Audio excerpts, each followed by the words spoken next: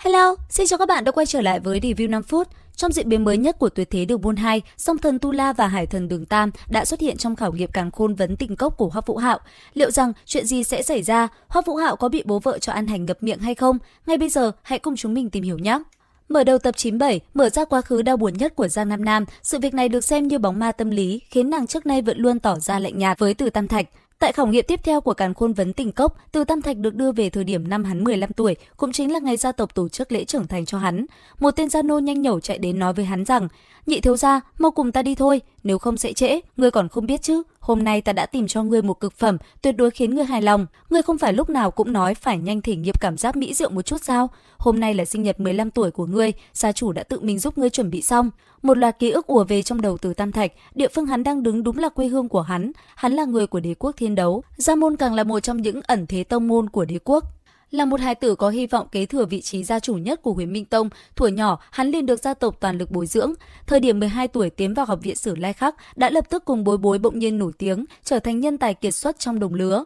Ánh mắt của Từ Tam Thạch bỗng nhiên trở nên sắc bén. Trong nháy mắt này, hắn đột nhiên cảm thấy đại não của bản thân lập tức thanh tỉnh. Hắn biết càn khôn vấn tình cốc cho bản thân cơ hội được làm lại một lần. Năm đó cũng bởi vì một ngày này hồ đồ mới khiến cho tình yêu cách trở, thậm chí cho đến hôm nay vẫn như cũ tràn đầy ám ảnh. Không chỉ là nàng, bản thân hắn cũng như thế. Theo quy củ của Huyền Minh Tông, vũ hồn trực hệ nam nhân của bản tông đều phải vào lúc 15 tuổi tiến hành một lần nghi thức giác tỉnh đặc thù, đó là dùng thân thể trinh nữ dẫn phát, và người mà gia tộc hắn chuẩn bị sẵn chính là Giang Nam Nam. Chuyển cảnh đến Hoắc Vũ Hạo, sau khi cố tình nhận thua trong khảo nghiệm của Vương Thu Nhi, hắn đã bị thần tình yêu đưa vào khảo hạch mạo hiểm sinh tử. Hắn rất nhanh bị đưa đến cuộc chiến của Đới Hạo với đế quốc Nhật Nguyệt, bản thân lúc này ở trong vai một binh lính, phải bảo vệ cho Đới Hoa Bân và Chu Lộ an toàn. Không chỉ thế, hắn còn có nhiệm vụ giải cứu người cha hắn vẫn luôn rất hận. Sau khi gia nhập đội cảnh vệ, hắn đã lén dùng tinh thần tham chắc để quan sát phụ thân của mình, không ngờ lại bị ông phát hiện.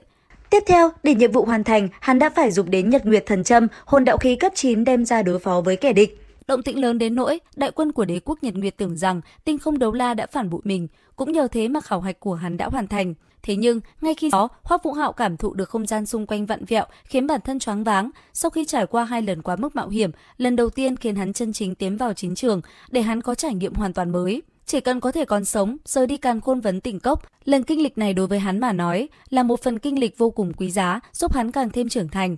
Đột nhiên, Hoắc Vũ Hạo chấn động toàn thân, lại cảm nhận được mặt đất dưới chân. Từ mấy lần kinh nghiệm trước đó, hắn biết bản thân đã tới được địa phương mạo hiểm của cửa thứ 3. Bất quá, khi hắn mở mắt ra lại có chút kỳ quái, bởi vì địa phương hắn đang đứng tựa hồ cũng không có gì thay đổi, vẫn là quảng trường vô biên vô tận tràn đầy màu vàng.